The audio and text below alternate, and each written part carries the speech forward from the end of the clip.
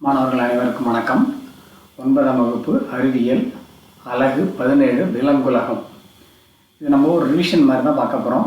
So எங்கெங்கே என்னென்ன முக்கியமான கருத்துக்களை நம்ம அடிக்கோடிட்டு இருக்கோமோ அதையும் நீங்கள் அடிக்கோடிட்டு இருக்கோங்க. பக்கத்தில் இது 1 மார்க்கா 2 மார்க்கா அல்லது 5 மார்க்கா அப்படிங்கிறது மாதிரி நோட் பண்ணியிருப்போம். அதையும் நோட் பண்ணிக்கோ. ஒரு சில கேள்விகளுக்கு புத்தகத்திலே விடை இருக்குது. அதை நம்ம எந்த ரோமன் லெட்டரு என்ன கொஸ்டின் நம்பர் அப்படிங்கிறதையும் குறிச்சிருக்கோம். அதையும் நீங்கள் குறிச்சிக்கோங்க. இப்போ விலங்குலகம் பாடத்தோட கற்றல் நோக்கங்கள் பார்த்தோம் அப்படின்னாக்க, விலங்குலகத்தின் வகைப்பாட்டினை புரிந்து கொள்ளுதல், அடுத்தது பல்வேறு வகையான விலங்குகளை கண்டறிந்து அவைகளை பற்றி கற்றல், கட்டமைப்பு நிலை, சமச்சீர் வகை, உடற்குழி மற்றும் பல்வேறு உடல் செயல்களில் அடிப்படையில் விலங்குகளின் பொது பண்புகளை பட்டியலிடல், இரு சொல் பெயர்களில் லத்தீன் மற்றும் கிரேக்க மொழி வார்த்தைகள் உள்ளதை அடையாளம் காணுதல், முதல் பெயர் பேரினம் மற்றும் இரண்டாவது பெயர் சிற்றினம் என அறிதல், ஒவ்வொரு தொகுதி உயிரிகளின் சிறப்பு பண்புகளையும் நினைவு கூறுதல். இதுதான் இந்த பாடத்தினுடைய கற்றல் நோக்கங்களாக நம்ம பார்க்குறோம். இந்த பாடத்தில் என்ன பார்க்குறோம் முக்கியமாக அப்படின்னு ஏற்கனவே பார்த்துருக்கோம். ஒவ்வொரு உயிரினமும் அவற்றின் புற அமைப்பு, உள்ளமைப்பு, நடத்தை முறை மற்றும் வாழ்க்கை முறை ஆகியவற்றில் மற்ற உயிர்களிடமிருந்து வேறுபடுகிறது. ஸோ நமக்கு தெரியும், ஒவ்வொரு உயிரினத்தோடைய அமைப்பு வேறு, உள்ளமைப்பு வேறு, ஒவ்வொன்றும் வாழக்கூடிய முறைகள்லாம் வேறு வேறையாக இருக்கு இல்லையா? அதை பற்றி அந்த பாடத்தில் நம்ம படிக்கிறோம். உயிரிகளின் பல்வகைமைக்கு அடிப்படை காரணமாக உள்ளது. ஒவ்வொரு வகை விலங்குகளையும் முறையாக வரிசைப்படுத்துவதன் மூலம் உயிர்களுக்கிடையேயான காணப்படும் பல்வகை தன்மையை பற்றி அறிய முடியும். ஏன்னா ஒவ்வொரு விலங்கை பற்றியும் அதனுடைய உள்ளமைப்பு, புற அமைப்பு, நடத்தை முறை இதெல்லாம் தெரிஞ்சாதான் அதை பற்றி நம்ம முழுமையாக அறிய முடியும். அப்படிங்கிறதுக்காக அந்த பாடப்பகுதியை நம்ம படிக்கிறோம். அடுத்தது வகைப்படுத்துதல் என்றால் என்ன, வகைப்பாட்டியல் என்றால் என்ன அப்படிங்கிற ஒரு முக்கியமான 2 மார்க். உயிரினங்களை அவற்றின் ஒற்றுமைகள் மற்றும் வேறுபாடுகளின் அடிப்படையில் குழுக்களாக பிரித்தலே வகைப்படுத்துதல் எனப்படும். வகைப்பாட்டியல் இங்கிலீஷில் டாக்ஸானமி என்பது உயிரினங்களை வகைப்படுத்தும் அறிவியல் ஆகும். ஒரு முக்கியமான 2 மார்க். வகைப்பாட்டியல் என்றால் என்ன, உயிரினங்களை அவற்றின் ஒற்றுமைகள் மற்றும் வேறுபாடுகளின் அடிப்படையில் குழுக்களாக பிரித்தலே வகைப்படுத்துதல் எனப்படும். வகைப்பாட்டியல் இங்கிலீஷில் டாக்ஸானமி என்பது உயிரினங்களை வகைப்படுத்தும் அறிவியல் ஆகும். அடுத்தது உயிரினங்களை முதலில் வகைப்படுத்துவது யார் அப்படின்னு பார்த்தோன்னாக்கா, ஸ்வீடன் நாட்டை சார்ந்த தாவரவியலாளர் கரோலஸ் லினேயஸ் என்பவர் ஆவார். இது ஒரு 1 மார்க் கொஸ்டின். அவங்க தான் என்ன பண்ணுறாங்கன்னு பார்த்தாக்க, உயிரினங்களுக்கு அவற்றின் பேரிடம் மற்றும் சிற்றினம் குழுக்களின் அடிப்படையில் பெயரிடும் முறையை உருவாக்கியவர் யாருன்னு பார்த்தாக்க, இந்த கரோலஸ் லினேயஸ் அப்படிங்கிறவங்க தான் இந்த பெயரிடும் முறையை உருவாக்குறாங்க. அடுத்தது 5 உலக வகைப்பாடு அப்படிங்கிறத பற்றி பார்க்குறோம். இந்த 5 உலக வகைப்பாடு அப்படிங்கிறதுல என்னென்ன அடங்குது அப்படின்னு பார்த்தோம்னாக்க, மொனீரா, புரோட்டிஸ்டா, பூஞ்சைகள், பிளான்டே, அனிமாலியா ஆகியவற்றை உள்ளடக்கியதான் நம்ம என்னென்னு சொல்கிறோம் பார்த்தாக்க 5 உலக வகைப்பாடு அப்படின்னு சொல்கிறோம். இப்போ 5 உலக வகைப்பாடு எவற்றை உள்ளடக்கியது அப்படின்னு கேட்டாங்கன்னாக்க, இந்த மொனீரா, புரோட்டிஸ்டா, பூஞ்சைகள், பிளான்டே மற்றும் அனிமாலியா ஆகியவற்றை உள்ளடக்கியது அப்படின்னு எழுதணும். இக்குழுக்களானவை செல்லமைப்பு, உணவூட்ட முறை, உடற்கட்டமைப்பு மற்றும் இனப்பெருக்க பண்புகளின் அடிப்படையில் உருவாக்கப்பட்டுள்ளன. ஒவ்வொரு உயிரினத்தையும் நம்ம என்ன பண்ணுறோம், அந்த உயிரினம் என்ன செல்லமைப்பால் அமைக்கப்பட்டிருக்கு, அவற்றினுடைய உணவூட்ட முறை என்ன, உடல் கட்டமைப்பு என்ன, இனப்பெருக்க பண்பு எவ்வாறு அமைக்கப்பட்டிருக்கு அப்படிங்கிறதுங்க அடிப்படையில் தான் இது மாதிரி நம்ம இந்த 5 உலக வகைப்பாட்டை பிரிச்சிருக்கோம் அப்படிங்கிறத ஏற்கனவே நம்ம பார்த்துருக்கோம். அடுத்தது இதில் இந்த உயிரினங்களின் வகைப்பாட்டியல் என்னென்ன படிநிலைகளை கொண்டுள்ளது அப்படின்னு முதல்ல இதை பார்ப்போம். இதை பார்த்தோன்னாக்க, சிற்றினம், பேரினம், குடும்பம், வரிசை, வகுப்பு, தொகுதி, உலகம் அப்படிங்கிற படிநிலைகளால் அமைக்கப்பட்டிருக்கு. உயிரினங்களின் வகைப்பாடு அப்படிங்கிறது இந்த மாதிரி படிநிலைகளால் அமைக்கப்பட்டிருக்கு. இதில் ஒவ்வொன்றுத்துக்கும் அர்த்தம் என்ன அப்படின்னு சொல்லி பார்ப்போமா. சிற்றினம் இது வகைப்பாட்டியலின் கடைசியான வகையாகும். இது வகைப்பாட்டியலின் கடைசியான வகையாகும். அடுத்த பேரினம் அப்படின்னாக்க, இது நெருங்கிய தொடர்புடைய சிற்றினங்களை உள்ளடக்கியது. நெருங்கிய தொடர்புடைய சிற்றினங்களை உள்ளடக்கியது. அடுத்தது குடும்பம் அப்படின்னாக்க, பல பொதுவான பண்புகளை உடைய பல்வகை ஜெனீராக்கள் ஒன்றாக சேர்ந்த ஒரு குடும்பத்தை உருவாக்குகின்றன. அதுக்கு ஈஸியான எடுத்துக்காட்டு கொடுத்துருக்காங்க. சிறுத்தை, புலி, பூனை பொதுவான பண்பு இருக்குது. அதனால் அதை என்ன பண்ணுறோம் பார்த்தாக்க, ஒரு பெரிய குடும்பத்தின் அடிப்படையில், அதாவது பெலிடெவில் அப்படிங்கிற ஒரு குடும்பத்தினுடைய அடிப்படையில் இது 3ஐயும் நம்ம வகைப்படுத்துகிறோம். சிறுத்தை, புலி, பூனை 3க்குமே அடிப்படை குடும்பம் என்ன அப்படின்னு சொல்லி பார்த்தோம்னாக்க பெலிடெவில் அப்படிங்கிறதான். அடுத்த வரிசை அப்படின்னாக்க, பொதுவான பண்புகளால் ஒன்றோடொன்று தொடர்புடைய பல வகுப்புகள் அனைத்தும் ஒரே வரிசையில் வைக்கப்பட்டுள்ளன. இதில் பார்த்தோம் அப்படின்னாக்க குரங்குகள், வாலற்ற குரங்குகள், மனித குரங்கு, மனிதன், இது எல்லாமே என்னன்னு சொல்லி பார்த்தோம்னாக்க பிரைமேட்டுகள் இன்னும் ஒரே வரிசையை சார்ந்தவர்கள் அப்படிங்கிற மாதிரி நம்ம சொல்கிறோம். ஏன் அப்படின்னாக்க இதுக்கு பொதுவான பண்பு இருக்கிறதுனால இது நம்ம ஒரே வரிசையில் பிரைமேட்டுகள் அப்படிங்கிற வரிசையில் நம்ம கொண்டு வந்து வச்சுருக்கோம். அடுத்த வகுப்புன்னா என்ன?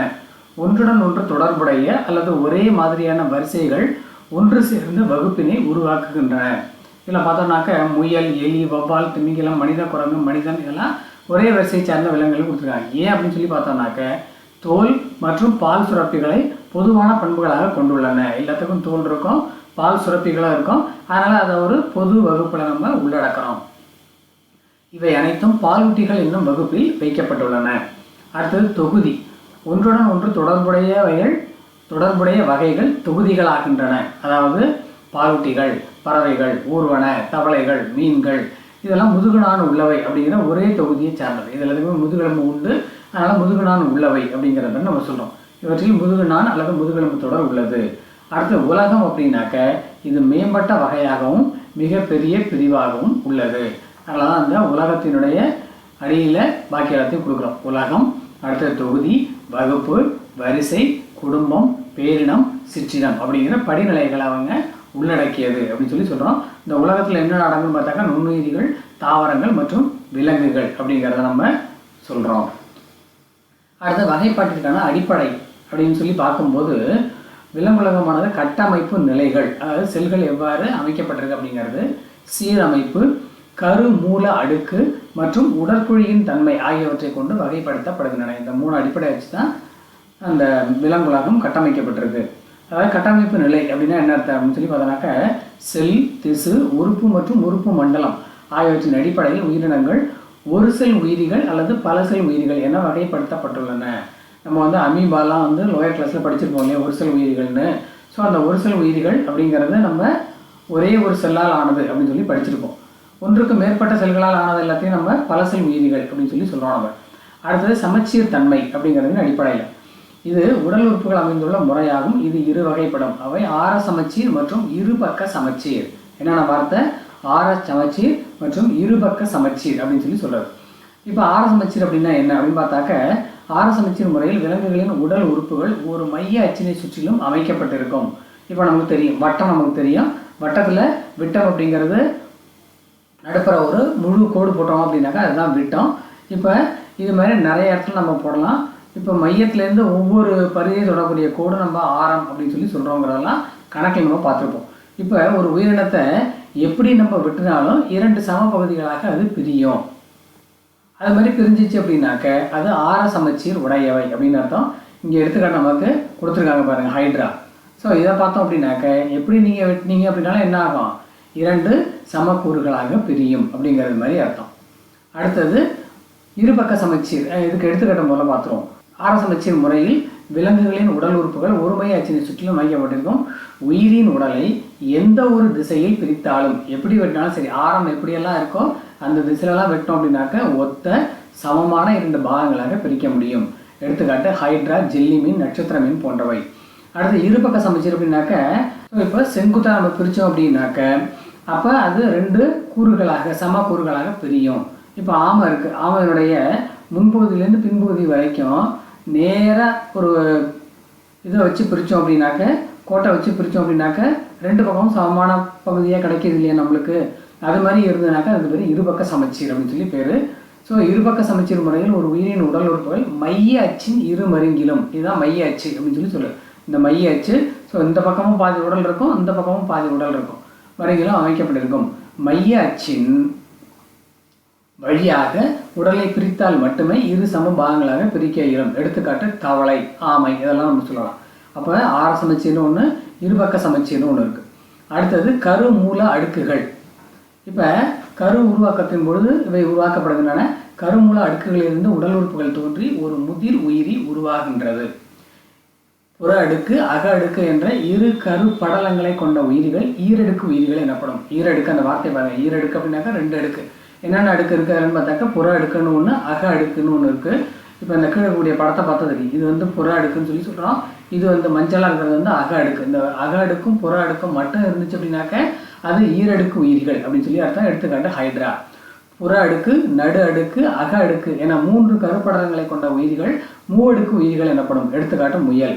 இப்போ இது என்னது? புற அடுக்கு, நடு அடுக்கு, அக அடுக்குன்னு இதுக்கும் கீழே உள்ள படத்தை பாருங்க. வெளியில கடைசியில் இருக்கிறது புற அடுக்கு, உள்ள மையத்துக்கிட்ட இருக்கிறது வந்து அக அடுக்கு, ரெண்டுக்கும் நடுப்புற ரோஸ் கலர்ல இருக்கிற நடு அடுக்கு. இது மாதிரி ஒரு சில உடல் அமைக்கப்பட்டிருக்கும். அது மாதிரி இருந்தது அப்படின்னாக்க அதெல்லாம் மூவடுக்கு உயிரிகள், 3 அடுக்குகளை பெற்றவை அப்படின்னு சொல்லி அர்த்தம். அடுத்தது உடற்குழியின் அடிப்படை. உடல்களிலே திரவத்தினால் நிரப்பப்பட்ட குழி உடற்குழி எனப்படும். இந்த உடற்குழி அடிப்படையாக வச்சு பிரிக்கிறாங்க விலங்குகள். எப்படின்னு பார்த்தாக்கா உடற்குழி அற்றவை. எடுத்துக்காட்டு நாடா புழுக்கள். பொய்யான உடற்குழி கொண்டவை. எடுத்துக்காட்டு உருளை புழுக்கள். உண்மையான உடற்குழி உடையவை. எடுத்துக்காட்டு மண்புழு, தவளை. ஸோ இந்த அடிப்படையில் என்ன பண்ணுறாங்க பார்த்தாக்க விலங்குகளை பிரிக்கிறாங்க. அடுத்தது முதுகுநானின் அடிப்படையில் விலங்குகள் 2 குழுக்களாக வகைப்படுத்தப்படும். முதுகுநான் நமக்கு தெரியும், என்னது முதுகெலும்புன்னு சொல்லி சொல்கிறோம் இல்லையா, அதுதான் முதுகுநான் அப்படின்னு சொல்லி சொல்கிறது. இப்போ எதுக்கெல்லாம் முதுகுநான் இருக்கோ அதை வந்து முதுகுநான் உள்ளவை அப்படின்னும், அந்த முதுகெலும்பு இல்லாதவை எல்லாத்தையும் முதுகுநான் அற்றவை அப்படின்னு சொல்கிறாங்க. முதுகுநான் அற்றவை அப்படின்னா முதுகெலும்பு கிடையாது, இன்வெர்டெபிரேட்டா அப்படின்னு சொல்லி சொல்கிறது. அடுத்தது முதுகுநான் உள்ளவை, கார்டேட்டா அப்படின்னு சொல்லி சொல்கிறது. அதுக்கு முதுகு எலும்பு கட்டாயம் இருக்கும். முதுகுநான் இல்லாத விலங்குகள் முதுகுநான் அற்றவை என்றும், முதுகுநான் உள்ள விலங்குகள் முதுகுநான் உள்ளவை எனவும் அழைக்கப்படுகின்றன. இதை அடிப்படையாக வச்சு 2ஆக பிரிக்கிறாங்க அப்படிங்கிறத ஞாபகம் வச்சுக்கணும்.